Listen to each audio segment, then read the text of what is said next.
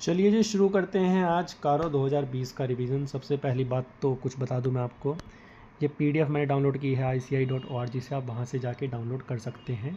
ठीक है। इसके अलावा भैया आज कारो 2020 कोशिश करेंगे 20 मिनट में निपटाने की। तो चलो शुरू करते हैं बिना किसी देरी के। सबसे पहली बात है कि कारो 2020 लगता किस पे है। ये कहता है जी सभी कंपनी पे लगता है इंक्लूडिंग अ फॉरेन कंपनी, लेकिन कुछ कंपनी हमारी एग्जेम्प्ट है। कौन कौन सी कंपनी हमारी एग्जेम्प्ट हैं बात कर लेते हैं एक बार। सबसे पहले हमारी, अरे रुक जा भाई, बैंकिंग कंपनी एग्जेम्प्ट है, इंश्योरेंस कंपनी एग्जेम्प्ट है। अब एक चीज़ बता देता हूँ भैया मैं आपको, इलेक्ट्रिसिटी कंपनी पे कारो लगता है, कंफ्यूज मत हो जाना अगर MCQ में आ जाए तो। ठीक है, इलेक्ट्रिसिटी कंपनी पे कारो लगता है, 2 बार और बोल लेना, इलेक्ट्रिसिटी कंपनी पे कारो लगता है। ठीक है। इसके अलावा किस पे नहीं लगता कारो, कंपनी पे नहीं लगता जो कि सेक्शन 8 कंपनी है, चैरिटेबल पर्पज़ की होती है। 1% कंपनी पे नहीं लगता, प्राइवेट कंपनी पे नहीं लगता। अब सवाल आया कि क्या सारी की सारी प्राइवेट कंपनी एग्जाम्प्ट है, बल्ले बल्ले मजा आ गया है। तो नहीं भैया, सारी नहीं है एग्जाम्प्ट, कुछ ही एग्जाम्प्ट हैं। कौन कौन सी एग्जाम्प्ट हैं, जो या तो सब्सिडरी नहीं है या होल्डिंग नहीं है किसी पब्लिक कंपनी की, या जिसकी पेड अप कैपिटल और रिजर्व एंड सरप्लस 1 करोड़ से ज़्यादा नहीं है एट बैलेंस शीट डेट, या जिसकी बोरोविंग 1 करोड़ से ज़्यादा नहीं है किसी बैंक या फाइनेंशियल इंस्टीट्यूशन से at any point of time. दोनों में फ़र्क क्या है, छोटा सा फ़र्क है। अगर केस स्टडी आ जाती है तो इस पर गलती मत कर जाना बस। यहाँ पे लिखा है at any point of time, यहाँ पे लिखा है बैलेंस शीट डेट। ठीक है, तो हमें जो पेड अप कैपिटल और रिजर्व एंड सरप्लस देखना है वो देखना है बैलेंस शीट डेट पर, और जो हमें लोन्स एंड बोरोविंग देखनी है भैया वो देखनी है at any point of time. अगर साल के बीच में कंपनी की बोरोविंग 3 करोड़ रुपए हो गई और साल के अंत में 50 लाख रुपए रही बैलेंस शीट डेट पर, तो ये मत कह देना जी कारो एग्जाम्प्ट है हमारे लिए, तो कारो अप्लीकेबल हो जाएगा क्योंकि at any point of time लिखा है। ठीक है, चलो जी आगे चलते हैं। और किस प्राइवेट कंपनी पे नहीं लगता कारो, जिसका रिवेन्यू 10 करोड़ से ज़्यादा नहीं है। अब रिवेन्यू में हमारा रिवेन्यू फ्रॉम डिसकंटिन्यूइंग ऑपरेशन भी आ जाएगा। ठीक है, चलो अब बड़ी बेसिक सी बात कहता है ये कि जो ऑडिटर हमारा जो ऑडिट कर रहा है कंपनीज एक्ट के हिसाब से, वो कंपनीज एक्ट तो फॉलो करेगा ही करेगा, ये ऑर्डर भी अप्लाई करेगा, और उस ऑर्डर के हिसाब से जो पैराग्राफ 3 और 4 में मैटर्स दिए गए हैं उनको भी कंटेन करेगा अपनी रिपोर्ट में। बहुत बेसिक सा पॉइंट है। फिर कहता है जी ऑर्डर जो है, ये जहाँ जहाँ ऑर्डर लिखा है उसका मतलब है ऑर्डर यानी कारो 2020। ठीक है, ये हमारा कंसोलिडेटेड फाइनेंशियल स्टेटमेंट पे नहीं लगता है, सिंगल फाइनेंशियल स्टेटमेंट पे लगता है एक्सेप्ट क्लॉज 21। ठीक है, अब नीचे हम जब जाएंगे तो हम पढ़ेंगे क्लॉज 21, तो मैं आपको याद दिला दूंगा कि वो क्लॉज कंसोलिडेटेड फाइनेंशियल स्टेटमेंट पे लगती है। उसके अलावा जितनी भी क्लॉज है पैरा 3 में वो सब SFS पे लगती हैं। ओके, चलो जी अब हम शुरू करते हैं पैरा नंबर 3। ठीक है, इसमें सबसे पहला जो हमारा क्लॉज है ये है 1। ये बात करता है PPE की यानी प्रॉपर्टी प्लांट एंड इक्विपमेंट, और बात करता है हमारी इंटेंजिबल एसेट की। कंपनी कुछ बेसिक चीज़ें फॉलो कर रही है नहीं कर रही, हमारा ऑडिटर चेक करता है, इसलिए हर जगह लिखा है वेदर, क्या कंपनी कर रही है, क्या कंपनी चेक कर रही है, क्या कंपनी फॉलो कर रही है, ये सब चीज़ें है ना। कहता है जी कंपनी प्रॉपर रिकॉर्ड मेंटेन कर रही है, PPE का उसकी सिचुएशन क्या है, कितनी क्वांटिटी है, ये सब है ना। क्या कंपनी हमारी प्रॉपर रिकॉर्ड मेंटेन कर रही है इंटेंजिबल एसेट का, ठीक है। क्या कंपनी फिजिकली वेरीफाई कर रही है PPE को। अब आप पूछोगे यहाँ पे इंटेंजिबल एसेट क्यों नहीं आया, क्योंकि इंटेंजिबल एसेट का कोई फिजिकल सब्सटेंस ही नहीं होता, तो आप उसे फिजिकली वेरीफाई कैसे करोगे मालिक। ठीक है, रीजनेबल इंटरवल पे क्या कोई मटेरियल डिस्क्रिपेंसी मिली है, और अगर मिली है तो आपने उसे बुक्स ऑफ अकाउंट में कैसे डील किया है। ओके, अब हम जानते हैं कि अगर कोई कंपनी है तो उसकी जितनी भी मूवेबल प्रॉपर्टी है वो सभी कंपनी के नाम पर होनी चाहिए। ओके, लेकिन ये बात करता है क्या कंपनी की मूवेबल प्रॉपर्टी की जो टाइटल डीड है वो कंपनी के अलावा किसी और के नाम पे तो नहीं है। अगर है तो ये डिटेल दो भैया, डिस्क्रिप्शन क्या है प्रॉपर्टी का, प्रॉपर्टी किस तरह की है, उसकी अमाउंट कितनी है प्रॉपर्टी की, किसके नाम पर है, प्रमोटर डायरेक्टर रिलेटिव एम्प्लॉय के नाम पर तो नहीं है, और बताओ पीरियड कब से जो हेल्ड कर रहे हैं, और रीज़न बताओ कि कंपनी के नाम पर क्यों नहीं है। डिस्प्यूट हो तो वही बता दो। फिर कहता है जी, अगर कंपनी ने पीपी और इंटेंजिबल को रिवैल्यू कराया है किसी रजिस्टर वैल्यूअर के द्वारा, और अगर चेंज पीपी और इंटेंजिबल में हमारा 10% या उससे ज़्यादा का है तो उस चेंज की अमाउंट बताओ। ठीक है। फिर कहता है, क्या कंपनी के खिलाफ कोई प्रोसीडिंग चल रही है बेनामी प्रॉपर्टी के ऊपर, बेनामी ट्रांजैक्शन एक्ट में, तो वो बताओ। क्या मतलब कंपनी ने डिस्क्लोज कर दी है सारी डिटेल फाइनेंशियल स्टेटमेंट में। मैं बिल्कुल हाईलाइट कर रहा हूँ कीवर्ड्स को, ठीक है, वर्ड टू वर्ड मैं रीडिंग नहीं दे रहा। इसके बाद आते हैं जी अगली क्लॉज पे। ये बात करता है हमारी इन्वेंट्री की। क्या कंपनी फिजिकल वेरिफिकेशन करवा रही है इन्वेंट्री का रीजनेबल इंटरवल पे, ठीक है, और उसका प्रोसीजर वगैरह सही है नहीं है ऑडिटर के हिसाब से, ये सब चेक करना है। और क्या कोई डिस्क्रिपेंसी मिली है 10% या उससे ज़्यादा की इन्वेंट्री में, अगर हाँ तो वो कैसे डील हुई है बुक्स ऑफ अकाउंट में।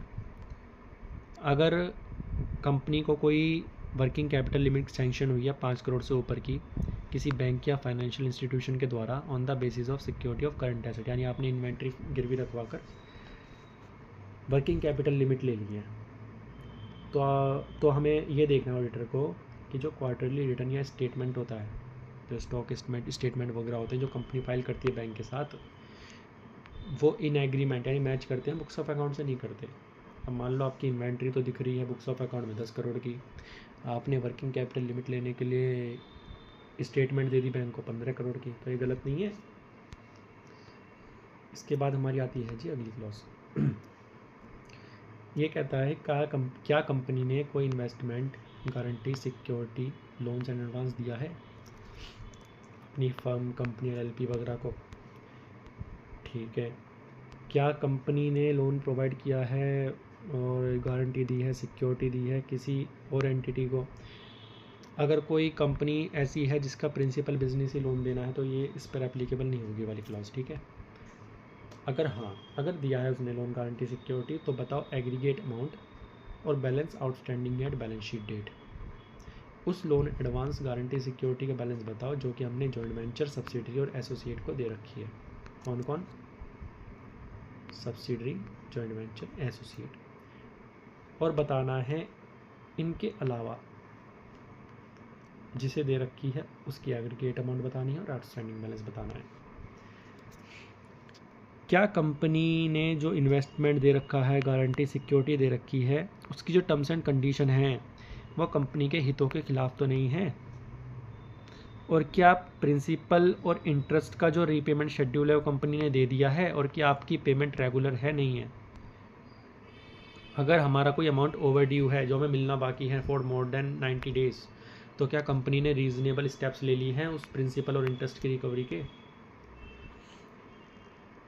क्या जो आपका लोन्स और एडवांस है उसको आपने सेटल करने के लिए किसी एग्जिस्टिंग पार्टी को, किसी पार्टी ने लोन ले रखा है, उसको रीपे करने के लिए आपने उसे फ्रेश लोन दे दिया या उसकी रिन्यू कर दी टर्म्स या एक्सटेंड कर दी, तो उसको आपको एग्रीगेट अमाउंट बताना है, ऑडिटर को बताना है एग्रीगेट अमाउंट। अगर मैं फिर से बोल देता हूँ, थोड़ा गलत बोल दिया। अगर आपने कोई लोन्स एंड एडवांस दिया है जो आपने रिन्यू करा है, एक्सटेंड करा है, या आपने फ्रेश लोन दिया है किसी एग्जिस्टिंग लोन को सेटल करने के लिए किसी सेम पार्टी को, तो उसकी एग्रीगेट अमाउंट बतानी है, रिन्यूड, एक्सटेंड या फ्रेश लोन जो भी है, ठीक है। ये कहता है बेसिक सा पॉइंट। ये भी उस कंपनी पे एप्लीकेबल नहीं होता जिसका प्रिंसिपल बिजनेस ही लोन देना है, ओके। इसके अलावा कहता है कि अगर कंपनी ने कोई लोन एडवांस दिया है in nature of loan repayable on demand, ठीक है, तो हमें बताना है परसेंटेज टोटल लोन का वो कितना है, और एग्रीगेट अमाउंट बताना है लोन का जो हमने प्रमोटर रिलेटेड पार्टी को दिया है। थोड़ा समझा देता हूँ इसे क्या कहना चाह रहा है। अरे चल जा मालिक। अगर हमारा 40 करोड़ का लोन है और हमने 32 करोड़ जो है रीपेबल ऑन डिमांड दे रखा है, तो ये 80% हो गया। एक तो आपको ये चीज़ बतानी है, और रीपेबल ऑन डिमांड में से आपने प्रमोटर और रिलेटेड पार्टी को कितना दिया है वो बताना है, ठीक है। तो आपको दो चीज़ें बतानी है, एक तो आपका टोटल लोन का कितना परसेंट है रीपेबल ऑन डिमांड, और ये रीपेबल ऑन डिमांड का कितने % है जो आपने अपने प्रमोटर या रिलेटेड पार्टी को दिया है, ठीक है। इसके बाद हमारी जो भैया अगली क्लॉज है वो कहती है कि अगर आपने कोई लोन गारंटी इन्वेस्टमेंट दिया है तो क्या आपने 185 186 का कंप्लाइंस कर लिया है, नहीं करा, ठीक है। इसके बाद अगली क्लॉज कहती है अगर आपने डिपॉजिट एक्सेप्ट किया है तो क्या आपने आरबीआई की डायरेक्शन का पालन कर लिया है और आपने सेक्शन 73 से सेक्शन 76 का पालन कर लिया है कंपनीज एक्ट के, और आपने अगर कोई ऑर्डर है किसी कंपनी लॉ बोर्ड, एनसीएलटी या फिर रिजर्व बैंक ऑफ इंडिया, किसी कोर्ट या ट्राइब्यूनल का, तो आपने उस ऑर्डर को कंप्लाई किया है, नहीं किया। बहुत बेसिक सा पॉइंट है। इसके बाद आते हैं जी अगले पॉइंट पे, अगली क्लॉज पे। क्या कंपनी को कॉस्ट रिकॉर्ड बनाने हैं जो कि स्पेसिफाई करें CG under subsection 1 of section 148 of companies act, तो क्या कंपनी उस रिकॉर्ड को बना रही है, नहीं बना रही। बहुत बेसिक पॉइंट है। क्लॉज 7 कहती है क्या कंपनी रेगुलरली अपनी स्टैट्यूटरी ड्यूज़ जमा कर रही है, नहीं कर रही। स्टैट्यूटरी ड्यूज़ कौन से होते हैं, goods and service tax, provident fund, ये सब होते हैं ना। अगर नहीं कर रही तो बताओ एरियर्स ऑफ आउटस्टैंडिंग स्टैट्यूटरी ड्यूज़ जो कि मोर देन 6 मंथ से ज़्यादा के लिए मतलब बकाया है। और अगर कोई आपने स्टैट्यूटरी ड्यूज़ ले जमा नहीं किया क्योंकि वो डिस्प्यूटेड है, तो भैया अमाउंट बताओ उस डिस्प्यूटेड स्टैट्यूटरी ड्यूज़ की और वो फॉर्म बताओ जहाँ पे डिस्प्यूट चल रहा है, ठीक है। जैसे मान लो जीएसटी का आपने जमा नहीं किया, कंपनी तो कह रही है 10 करोड़ जमा करना है, डिपार्टमेंट कह रहा है 15 करोड़ जमा करना है, तो आप स्टैट्यूटरी ड्यूज़ का जो हमारा अमाउंट है वो बताएंगे और फॉर्म बताएंगे जीएसटी डिपार्टमेंट, ओके। इसके बाद हमारी अगली क्लॉज कहती है भैया अगर कंपनी ने कोई ट्रांजैक्शन रिकॉर्ड नहीं कर रखी थी और टैक्स असेसमेंट में वो ट्रांजैक्शन पकड़ी गई, तो क्या कंपनी ने उस अनरिकॉर्डेड ट्रांजैक्शन को प्रॉपर्ली रिकॉर्ड कर लिया है, नहीं कर लिया है। इसके बाद हमारी 9th क्लॉज कहती है क्या कंपनी ने डिफ़ॉल्ट किया है रीपेमेंट ऑफ लोन या बोरोइंग में। ऊपर हम पढ़ रहे थे कंपनी लोन दे रही थी, यहाँ कंपनी लोन ले रही है, ठीक है, या उसके इंटरेस्ट में उसने डिफ़ॉल्ट किया हो। अगर हाँ तो पीरियड यानी टाइम बताओ, कितने टाइम से डिफ़ॉल्ट चल रहा है और अमाउंट बताओ। इसमें हमें क्या क्या बताना है, नेचर ऑफ बोरोइंग बताना है, नेम ऑफ लेंडर बताना है, लेंडर वाइज डिटेल देनी है हमें। अगर in case of loan default to bank, financial institution, government. अब मान लो 3-4 बैंक से आपका डिफ़ॉल्ट चल रहा है, HDFC, ICICI, तो आपको यहाँ पे सबके नाम देने हैं लाइन से, सबके नाम लाइन से देने पड़ेंगे, ठीक है। अमाउंट बताओ जितने का आपने डिफ़ॉल्ट मारा है, प्रिंसिपल का डिफ़ॉल्ट है, इंटरेस्ट का डिफ़ॉल्ट है, दोनों का ये बताना है, नंबर ऑफ डेज बताना है, रिमार्क दो। बहुत बेसिक सा है। इसके बाद आते हैं जी कंपनी को क्या विलफुल डिफ़ॉल्टर डिक्लेयर कर दिया है बैंक और फाइनेंशियल इंस्टीट्यूशन ने। विलफुल डिफ़ॉल्टर का मतलब होता है कि कंपनी के पास भैया पैसा तो है लेकिन कंपनी की नीयत में खोट है, उसे कहते हैं विलफुल डिफ़ॉल्टर। अच्छा, फिर देखेंगे हम कि कंपनी ने जिस पर्पज़ के लिए लोन ऑब्टेन किया था उस पर्पज़ में वो अप्लाई कर रही है, नहीं कर रही। फिर देखेंगे कंपनी ने अगर कोई शॉर्ट टर्म बेसिस पे फंड रेज़ किया है तो उसका यूटिलाइजेशन लॉन्ग टर्म बेसिस पे कर रही है, तो भैया उसको भी हमें रिपोर्ट करना पड़ेगा ऑडिटर भैया को। क्या कंपनी ने कोई फंड लिया है किसी एंटिटी या पर्सन से अपनी सब्सिडरी, एसोसिएट और जॉइंट वेंचर की लाइबिलिटी को मीट करने के लिए, ऑब्लिगेशन को मीट करने के लिए, कोई उसकी सब्सिडरी पे कोई ऑब्लिगेशन है उसको पूरा करने के लिए आपने लोन ले लिया किसी बंदे से, तो आपको वो चीज़ बतानी है ना। इसके अलावा कंपनी ने अगर कोई लोन रेज किया है on the pledge of securities held in subsidiary joint venture associate, आपके पास सब्सिडरी जॉइंट वेंचर या एसोसिएट कंपनी के शेयर थे, आपने उन शेयर को गिरवी रखकर भैया लोन ले लिया, तो ये बताना पड़ेगा आपको। इसके बाद 10th क्लॉज कहती है अगर आपने इनिशियल पब्लिक ऑफर या further public offer IPO FPO से अगर कोई फंड रेज किया है तो ये देखना है कि आपने जिस पर्पज़ के लिए लिया था उस पर्पज़ के लिए आपने अप्लाई करा है, नहीं करा। अगर नहीं किया तो भैया डिफ़ॉल्ट बता दो, अमाउंट बताओ दो, ये सब चीज़ें बतानी पड़ती हैं। अगर कंपनी ने कोई प्रेफरेंशियल अलॉटमेंट या प्राइवेट प्लेसमेंट किया है शेयर्स और कन्वर्टेबल डिबेंचर का, यहाँ पे भैया नॉन कन्वर्टेबल डिबेंचर नहीं है, कंफ्यूज मत हो जाना, केस स्टडी में दे देगा नॉन कन्वर्टेबल डिबेंचर, वहाँ पे गलत मत कराना बस, ठीक है। सिर्फ कन्वर्टेबल डिबेंचर है, चाहे फुल्ली पेड अप हो चाहे पार्टली हो। और हाँ जी, तो क्या कंपनी ने सेक्शन 42 और 62 का कंप्लायंस किया है और जिस पर्पज़ के लिए लिया उस पर्पज़ के लिए अप्लाई किया है, नहीं किया, ये देखना है। अगली क्लॉज कहती है फ्रॉड के बारे में, कंपनी के साथ फ्रॉड हुआ है या कंपनी ने फ्रॉड किया है।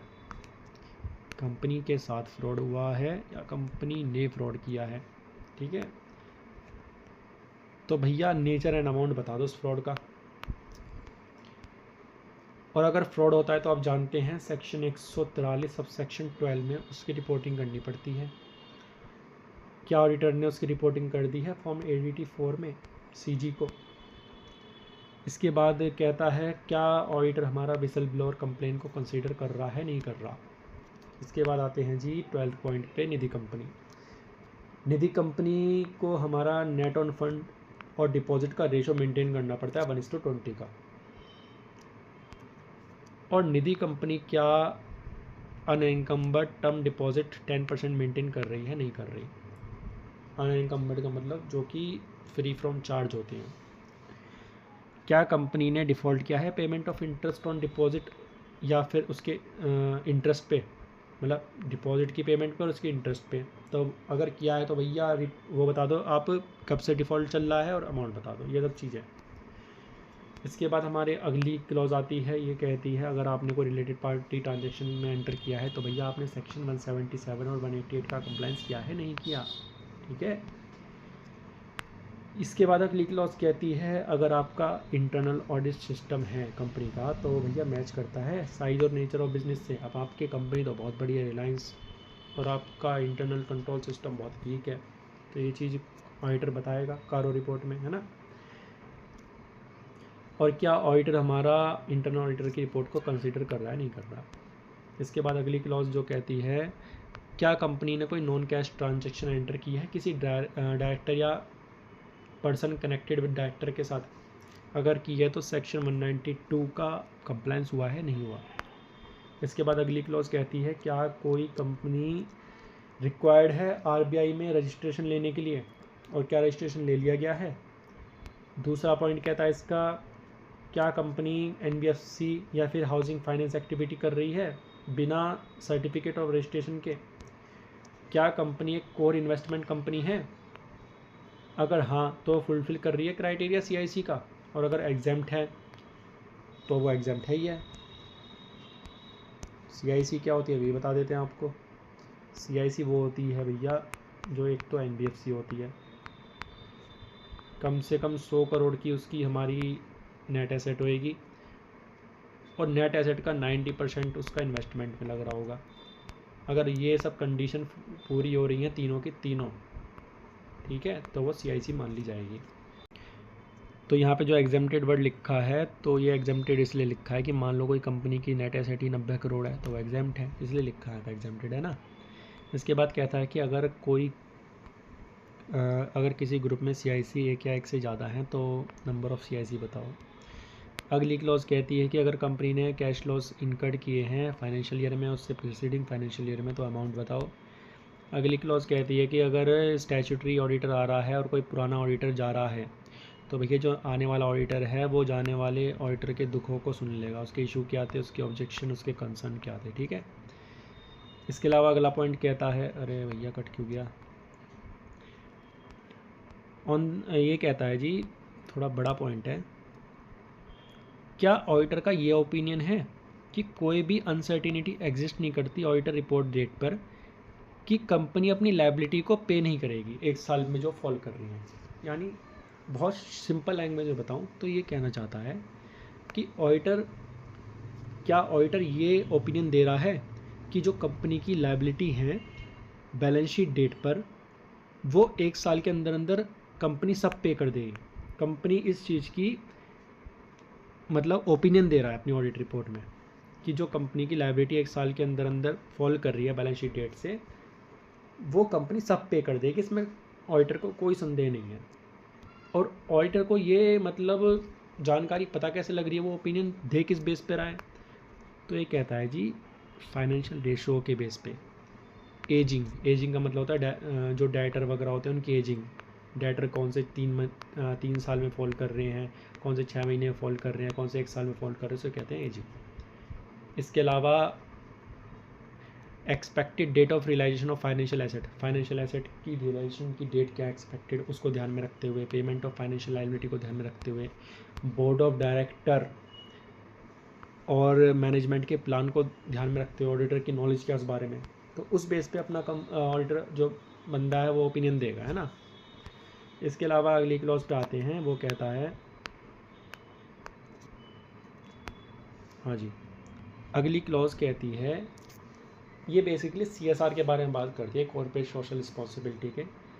अगर कंपनी का कोई प्रोजेक्ट चल रहा है, ठीक है, जो कि ऑनगोइंग है, कोई मतलब कि प्रोजेक्ट चल रहा है और कंप्लीट नहीं हो पाया बैलेंस शीट डेट तक, तो उस प्रोजेक्ट के लिए जितना भी पैसा बचा है वो ट्रांसफ़र हो जाएगा एक स्पेशल अकाउंट में, जो कि सेक्शन 135 में दे रखा है।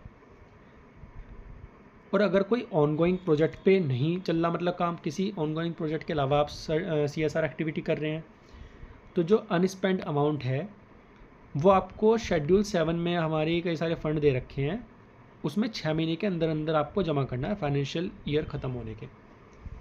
बस इतना सा पॉइंट है। इसके अलावा हमारी अगली क्लॉज कहती है, हाँ जी, अभी अगली क्लॉज का मैं आपको रेफरेंस दे देता हूँ। ये देखो, ये लगती है CFS पे, कंसोलिडेटेड फाइनेंशियल स्टेटमेंट पे। ऊपर वाली हमने जितनी भी क्लॉज पढ़ी वो सारी लगती थी हमारी SFS पे, ठीक है। देखो मैं आपको बता देता हूँ एक बार, अरे भैया ये देखो, ये लिखा कि सारी हमारी जो क्लॉज हैं पैराग्राफ 3 की वो कंसोलिडेटेड पे नहीं लगेगी, एक्सेप्ट क्लॉज 21, इसे XXI भी बोल लो, 21 भी बोल लो, है ना। पढ़ते हैं जी क्या कहती है। कहता है जी, अगर कंसोलिडेटेड फाइनेंशियल स्टेटमेंट में जो कंपनीज आती हैं उसके ऑडिटर ने कोई एडवर्स रिमार्क दिया है अपनी कारो रिपोर्ट में, तो उस कंपनी की डिटेल दो, पैराग्राफ नंबर बताओ जिसमें कि एडवर्स रिमार्क है, ठीक है, ये आपको देना है।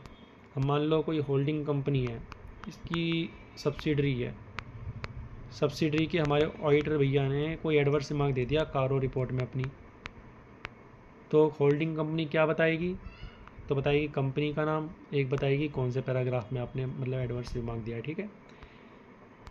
इसके बाद हमारा बस ये लास्ट पॉइंट बच रहा है, रीज़न क्या रीज़न टू बी स्टेटेड, यानी जो आप अनफेवरेबल रिमार्क दे रहे हो उसके आपको रीज़न भी देने पड़ेंगे। अगर कोई ऑडिटर अपनी ऑडिट रिपोर्ट में कोई अनफेवरेबल रिमार्क देता है पैराग्राफ 3 में, पैराग्राफ 3 मतलब जो हम ऊपर पढ़ के आए हैं सब क्लॉजेज, तो ऑडिटर रिपोर्ट में उसके रीज़न भी देने पड़ेंगे, बेसिस फॉर अनफेवरेबल या क्वालिफाइड आंसर, ठीक है। और अगर ऑडिटर आंसर नहीं दे पा रहा